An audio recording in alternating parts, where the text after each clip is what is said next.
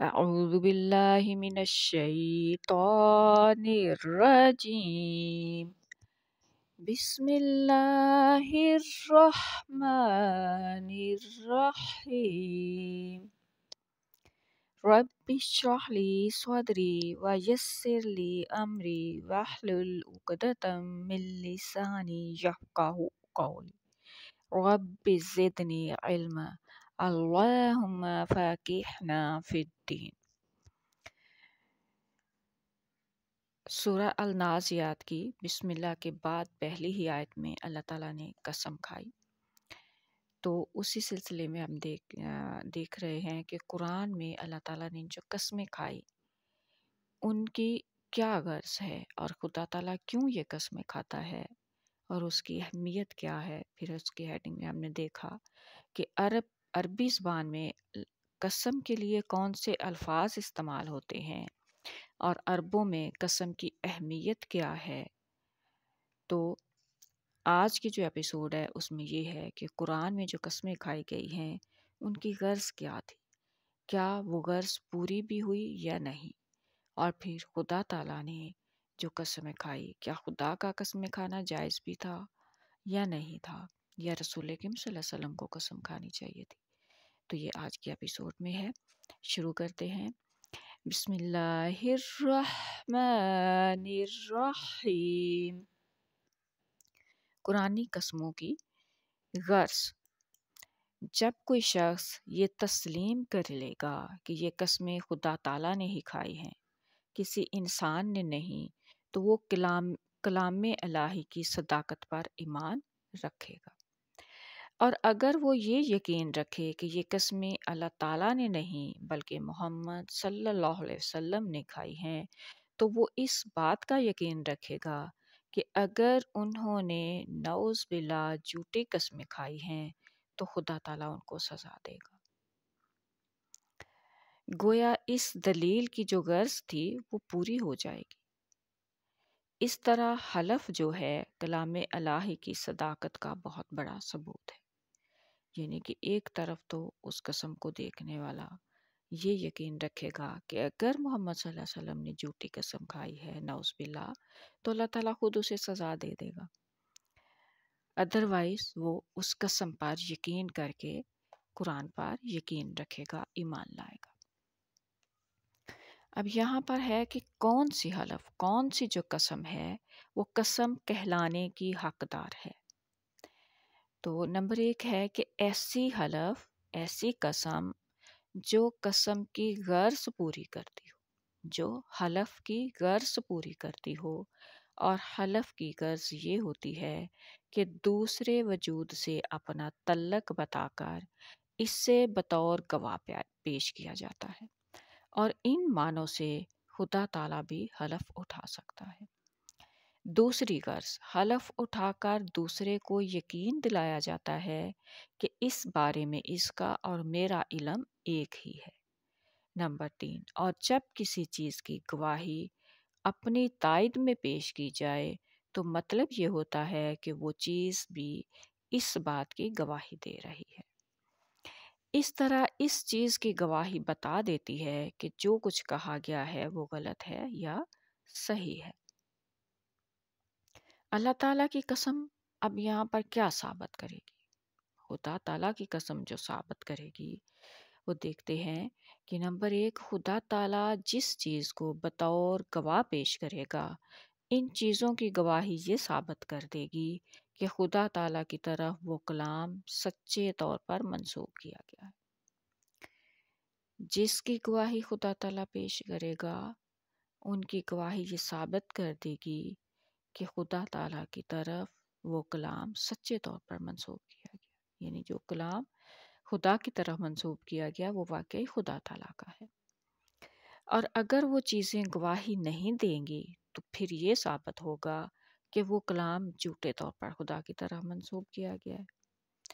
यानी कि अल्लाह ताला की जो कसम है जो बतौर गवाह पेश की गई है, अगर वो गवाह जो है उसकी गवाही दे देता है, वो साबित कर देता है, तो ये भी साबित हो जाएगा कि खुदा ताला वो जो कलाम है वो खुदा का ही है। اور اگر ایسا نہیں ہوگا تو پھر دوسری صورت میں یہ ہوگا کہ خدا کا کلام نہیں تھا لیکن اس کی طرف منسوب کر دیا گیا غلط بیانی پہ۔ مثلاً اگر خدا تعالیٰ کے کلام میں آ جائے کہ فلاں بات کی صداقت پر پہاڑ یا دریا یا سورج یا چاند گواہی پیش کریں گے تو ان کی گواہی پر ثابت ہو جائے گا کہ یہ بات خدا تعالیٰ نے ہی کہی ہے۔ اب کیسے پہاڑ چاند کیسے گواہی پیش کریں گے اور کیسے ثابت ہوگا؟ کیونکہ یہ چیزیں جو ہیں وہ خدا تعالیٰ کے قبضہ و قدرت میں۔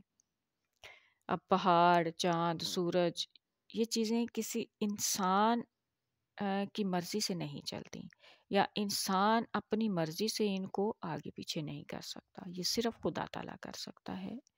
اور وہی طاقت جو ہے خدا تعالیٰ ہی اس کی طاقت رکھتا ہے کہ ان سے گواہی لے کر دنیا کے سامنے پیش کرے۔ یہاں پہ دیکھیں اگر انسان کسی شخص کی گواہی پیش کرتا ہے تو وہ اس شخص کو پیش کر سکتا ہے، لیکن یہاں چاند کی ستاروں کی یا سورج کی قسم جو ہے خدا تعالیٰ جو ہے وہ تو پیش کر سکتا ہے، کوئی انسان نہیں کر سکتا، کیونکہ انسان انہیں اپنی گواہی کے لیے نہیں لا سکتا یا نہیں کہہ سکتا۔ خدا تعالیٰ کی جو بات ہے وہ مخلوق کی گواہی ہے، لیکن یہ کیسے ہے؟ اگر یہ کہا جائے کہ خدا تعالیٰ کی بات کو مخلوق کی گواہی سے کس طرح پیش کیا جا سکتا ہے؟ قسم تو جو ہے خدا تعالیٰ کی بات ہے، لیکن قسم جو ہے وہ مخلوق جو ہے اس کی گواہی کے لیے دی جا رہی ہے، یعنی کہ مخلوق کو گواہ بنایا جا رہا ہے، تو یہ کیسے ثابت کیا جا رہا ہے؟ نمبر ایک، یہ سوال ہی نہیں ہوا کرتا کہ خدا تعالیٰ نے سچ کہا ہے یا نہیں، بلکہ مخلوق کی شہادت کا کام یہ ثابت کرنا ہے کہ مدعی جو کچھ کہہ رہا تھا سچ کہہ رہا تھا۔ بس یعنی کہ سوال یہ نہیں ہوتا کہ خدا نے سچ کہا یا نہیں کہا، بلکہ مخلوق کی جو گواہی ہے جو شہادت ہے اس کا کام یہ ثابت کرنا ہوتا ہے کہ جو کچھ کہنے والا جو مدعی کہہ رہا ہے کہ خدا کا کلام ہے تو وہ سچ کہہ رہا ہے، اس کی بات ہے۔ یعنی کہ ایک شخص محمد کہہ رہا ہے کہ یہ خدا کا کلام ہے تو وہ سچ کہہ رہا ہے۔ بس مخلوق نے خدا تعالیٰ کو سچا ثابت نہیں کیا، بلکہ اس انسان کو سچا ثابت کیا ہے جو خدا تعالیٰ کی طرف ایک کلام منسوب کر رہا تھا۔ یعنی کہ قسم تو خدا تعالیٰ نے کھائی، لیکن وہ قسم ثابت یہ کر رہی ہے کہ رسول کریم صلی اللہ علیہ وسلم جو ہے انہوں نے کہا کہ قرآن خدا کا کلام ہے، تو یہ انہوں نے سچ کہا، یہ واقعی خدا کا کلام ہے۔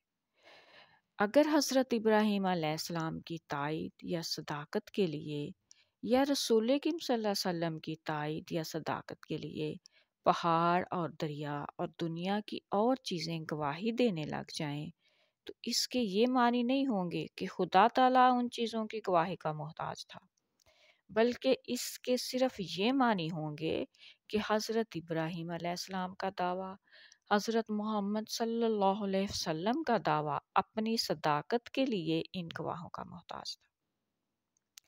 یعنی جو انبیاء نے کہا ان کا جو دعویٰ تھا کہ خدا کا کلام ہے، تو اس دعوے کو سچ ثابت کیا ان قسموں نے، نہ کہ خدا تعالیٰ کو۔ بس ان گواہوں سے وہ انسان سچا ثابت ہوگا جس نے دعویٰ کیا کہ یہ کلام خدا تعالیٰ کا ہے۔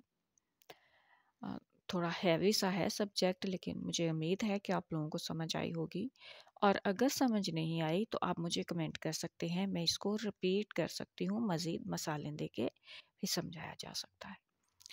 تو نیکسٹ جو ایپیسوڈ ہوگی اس میں ہمیں یہ دیکھنا ہے کہ حلف کس کو اٹھانا چاہیے۔ جب ہم نے ابھی دیکھا کہ حلف جو ہے وہ انبیاء کو سچا ثابت کرے گا نہ کہ خدا تعالیٰ کو، تو اب پھر جب انبیاء کو سچا ثابت کرے گا تو قسمیں بھی انبیاء کو کھانی چاہیے تھی، خدا تعالیٰ کو نہیں۔ تو یہ جو سوال ہے اس کا آنسر ہم انشاءاللہ نیکسٹ ایپیسوڈ میں دیکھیں گے۔ تو آج کے لیے اتنا ہی۔ الحمدللہ رب العالمین۔